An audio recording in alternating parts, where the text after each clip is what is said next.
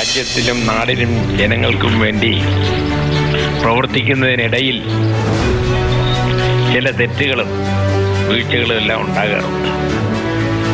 അത് ഞങ്ങളുടെ പാർട്ടി മാതാപിതാക്കളെയും ഗുരുക്കന്മാരെയും പോലെയാണ് ചില തെറ്റിനെ ശിക്ഷിക്കുന്നത്. ആ ശിക്ഷ ഞങ്ങൾ കറക്ഷൻ്റെ ഭാഗമായിട്ട് സന്തോഷപൂർവ്വം സ്വീകരിക്കും.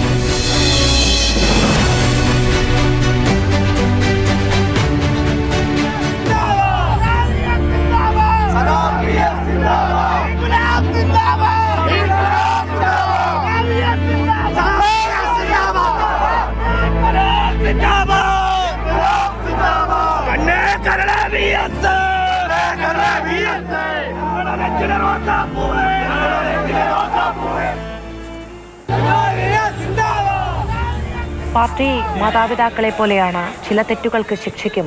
അത് അച്ചടക്കത്തിന്റെ ഭാഗമായി ഞങ്ങൾ ഏറ്റെടുക്കും. വി എസിന് നേരെയുണ്ടായ നടപടികൾ ചെറുതല്ല. വി എസിന് പോളിറ്റ് ബ്യൂറോയിൽ നിന്ന് പോലും ഇറങ്ങേണ്ടി വരുന്ന സാഹചര്യങ്ങളെക്കുറിച്ച് നമുക്ക് അറിവുള്ളതാണ്. പിന്നീട് അതിനോടുള്ള ചോദ്യങ്ങളിൽ ചില ആളുകളോട് അദ്ദേഹം കയർത്തു സംസാരിച്ചിട്ടുണ്ട്. അത്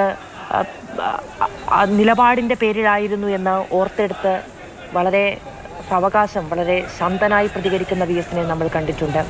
ഒരു തിരിച്ചുപോക്ക് എന്നതിനെക്കുറിച്ച് വി എസ് ചിന്തിച്ചിട്ടുണ്ടോ എന്നതിനെക്കുറിച്ച് നമുക്കിന്നും അറിയില്ല. അങ്ങനെയൊന്ന് സാധ്യമാകുമോ എന്ന് വി എസ് തന്നെ പ്രതീക്ഷിച്ചിട്ടുണ്ടായിരുന്നോ എന്ന് നമുക്കറിയില്ല. വി എസിൻ്റെ മനസ്സ് എല്ലാ കാലവും അലയടങ്ങിയ ഒരു സമുദ്രം പോലെ തന്നെയായിരുന്നു. അതിൽ ആകെയുണ്ടായിരുന്ന കാറ്റും കോളും കമ്മ്യൂണിസ്റ്റ് പ്രത്യയശാസ്ത്രത്തിന് വേണ്ടി മാത്രമുള്ളതായിരുന്നു എന്നുള്ളതാണ്. പാർട്ടി പ്രതിരോധത്തിലാകുന്ന സമയത്ത് വി എസിനു നേരെ വിരൽ ചൂണ്ടപ്പെട്ടിട്ടുണ്ട് പലപ്പോഴും. പക്ഷേ അന്നൊക്കെ വി എസിന് പറയാൻ കൃത്യമായ ആശയാദർശങ്ങളുടെ അടിസ്ഥാനമുണ്ടായിരുന്നു.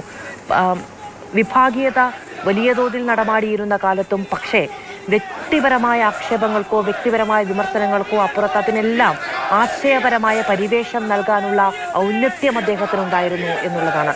അതുകൊണ്ടാണ് ഓരോ വിമർശനങ്ങൾക്കും പാർട്ടി പ്രത്യയശാസ്ത്രത്തെ അടിസ്ഥാനപ്പെടുത്തി തന്നെ മറുപടി നൽകാൻ വി എസിന് കഴിഞ്ഞിരുന്നതും.